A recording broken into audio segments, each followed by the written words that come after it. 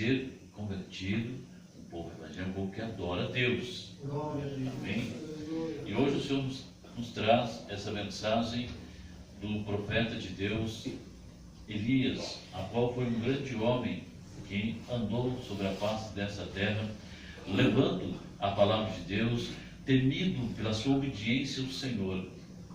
A Bíblia diz que Elias não conheceu a morte, ele foi tomado por Deus para a sua glória, mas Elias precisava ficar um pouco mais de tempo na terra. Por quê?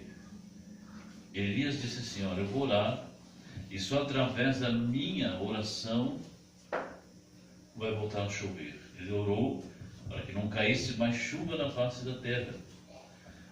E é só através da sua oração que voltaria novamente a chover da terra. E a palavra diz que ficou 3 anos e 6 meses sem cair uma gota d'água na face da terra. 3 anos e 6 meses sem chover. E a fome era extrema em Samaria. Era um lugar onde tinha homens de Deus, pessoas de Deus, mas a fome era extrema. A palavra diz que uma mãe dizendo para outra, dizendo: olha, a fome é demais, vamos fazer o seguinte, hoje nós matamos o meu filho, comemos, para matar a nossa fome, amanhã o seu, porque a fome era demais, a fome era muito grande. Mas o Senhor tinha mandado o profeta se esconder. Mas como nós lemos na palavra de Deus, era momento de Deus mandar chuva sobre a terra. Era o momento. Elias estava numa caverna, a Bíblia diz que ele estava numa caverna, lá os corvos traziam carne fresca para ele, traziam pão, e ele tomava do ribeiro, da água do rio, mas secou o ribeiro, acabou tudo, ele tinha que fazer o mandado de Deus. E os profetas idólatras, profetas de Abaal quer dizer diabo, Abaal, aonde eles estavam servindo aquele Deus, aquela estátua, e se reuniram no Monte Carmelo para tentar que o Deus deles mandasse chuva na face da terra. E Deus, sabendo de todas as coisas, mandou Elias ir lá desafiar os profetas, porque era chegada a hora da bênção. Talvez, eu não sei, não conheço seu coração, ou alguém murmurou no seu coração, porque as bênçãos nunca chegam, é só promessa, é só revelação, mas as bênçãos chegam na nossa vida quando o quadro da nossa vida está preparado para receber o impacto do poder de Deus. Elias foi até o monte, e lá estavam os profetas. A Bíblia diz que eram 950 profetas que estavam ao redor daquela estátua, mas 500 profetas, eles estavam se cortando, clamando ao Deus dele para que mandasse chuva, e nada acontecia. Mas quando chegou o homem de Deus, e lançou um desafio. Ele lançou um desafio contra os profetas, dizendo: vamos fazer o seguinte, vocês vão orar para o seu Deus, eu vou orar para o meu. Vocês vão preparar o altar, vão fazer o holocausto, depois eu preparo para o meu Deus, e qual responder com fogo, esse é Deus de verdade. O qual responder com fogo, esse é Deus de verdade. Saiba que existe um Deus, não existe mais deuses. É só um, é o Deus Todo-Poderoso, Jeová, o Criador do céu e da terra, Pai do nosso Senhor e Salvador Jesus Cristo. É o Deus que amou o mundo de tal maneira que mandou seu único Filho unigênito para vir, padecer, sofrer e morrer por nós. Não existe outro. Não adianta a mídia, pessoas sábias, intelectuais inventar outros deuses, porque não existe. O que você pode ver com os olhos nus, apalpar e pegar, não é Deus. O nosso Deus é invisível, mas real, é santo, poderoso e eterno. E nessa noite, o coração duro, mole, não interessa. Deus vai tocar, Deus vai abençoar, porque Ele é o Senhor.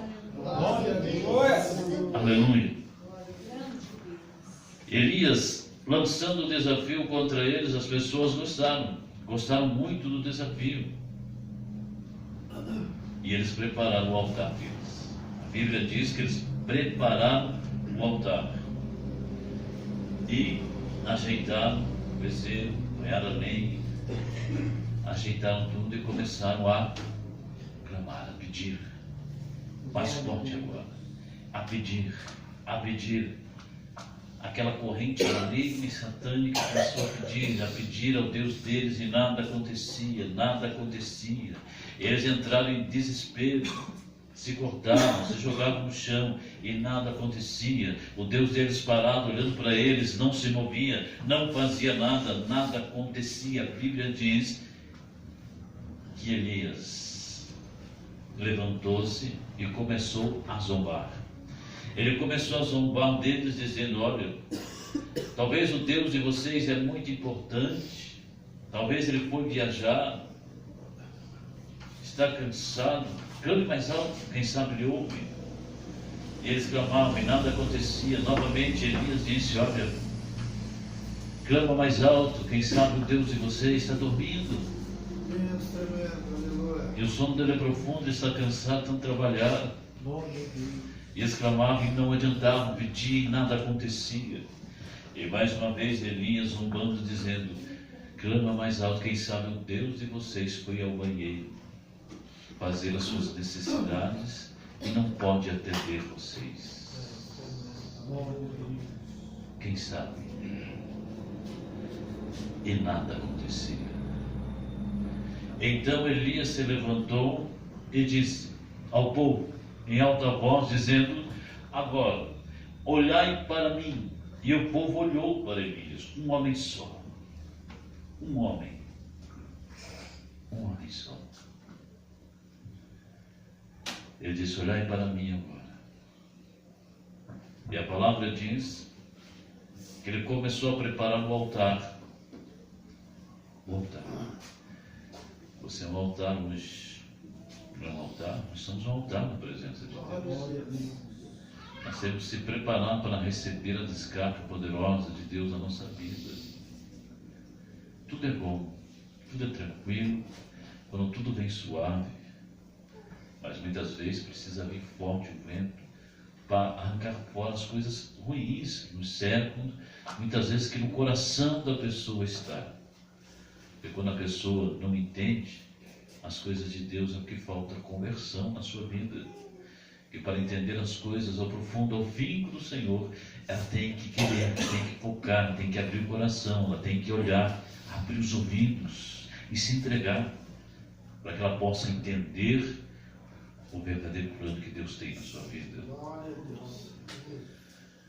E a palavra diz que Elias pegou a lenha, trouxe, colocou sobre o altar, abriu o bezerro, colocou sobre o altar, fez uma valeta em volta do altar, pegou 12 pedras, conforme as 12 tribos de Judá, colocou em volta, mandou que trouxesse água, alguns baldes de água, jogou sobre o altar, molhou toda a lenha, e a água escorreu sobre aquela valeta e encheu de água. E agora? E o povo focado e olhando, esperando, será que o Deus dele vai responder? Elias dobrou os joelhos no chão e disse: Senhor, fiz todas essas coisas conforme a tua vontade, todas, conforme a sua vontade. Agora mostras que é Deus de Israel e manda fogo. A palavra diz que ele nem terminou de falar, abriu os céus e uma coluna de fogo desceu de cima a embaixo sobre o altar, e aquele fogo lambeu a lenha, lambeu o bezerro, e a água que tinha queimou tudo. E o povo se alegrou porque viu o poder de Deus. O povo se alegrou porque viu a glória do Senhor. sentiram a presença maravilhosa de Deus. Talvez hoje, no século XXI, tanta coisa ruim que acontece, tanta coisa maligna que acontece, as pessoas estão vendo com seus próprios olhos, estão vendo que Satanás está querendo reinar e tomar todas as coisas, querendo enganar o povo de Deus. Mas o povo de Deus, que tem o Espírito Santo, o povo que ora e busca, ouve a palavra, jamais vai ser enganado por Satanás. E a palavra de Deus diz que Elias levou aquelas pessoas, e segundo a palavra diz que eles foram mortos ao fio da espada. E um grande respeito caiu sobre aquele lugar, um grande temor. Hoje nós vivemos no século XXI, um momento da graça, onde é pregada a palavra de Deus, aonde o Senhor opera sinais e maravilhas e prodígios. A pessoa está acostumada, a pessoa, ela não sabe o quanto Deus a ama, o quanto a Deus a quer. E a pessoa, como eu falei aqui no início, muitas pessoas não vão na igreja porque lá terça-feira faz uma gritaceira, começa a falar coisas que eu não entendo. É unção de Deus. A pessoa, se não tiver o Espírito Santo, a pessoa vai ficar. Não adianta ser bonzinho, fazer caridade, dar cesta básica, visitar hospitais. Não adianta. Se ela não tiver a unção e a graça do Espírito Santo, não for convertida, ela vai ficar, não vai subir, e vai, se tiver morta, ela vai ressuscitar na segunda ressurreição para a vergonha eterna. Amém? Nós temos que preparar sempre o nosso altar, fazer um concerto sempre com Deus, para sempre estar de bem com a vida, de bem com o Senhor. Porque Deus é misericórdia, mas acima de tudo Ele é justiça. Hoje, Jesus é advogado perante o Pai. Mas depois do arrebatamento, Ele vai ser juiz justo e verdadeiro. Juiz que vai julgar todas as nações, vai julgar todos aqueles que não quiseram ao Senhor, que não quiseram ao Espírito Santo de Deus. Amém? Amém. Pode bater.